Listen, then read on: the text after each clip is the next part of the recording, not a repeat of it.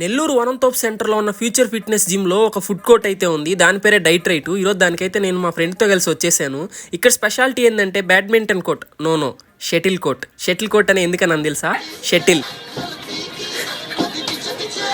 తాలా for a reason. ఇదే menu, కావాలంటే పాస్ చేసి చూసుకోండి. ప్రైజెస్ అన్ని చాలా తక్కువే ఉన్నాయి, అన్ని 200 రూపీస్ లోపే ఉన్నాయి.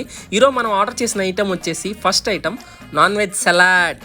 టేస్ట్ అయితే బాగైందా? ప్రతిదానికి ఓవర్ ఎక్స్ప్రెషన్.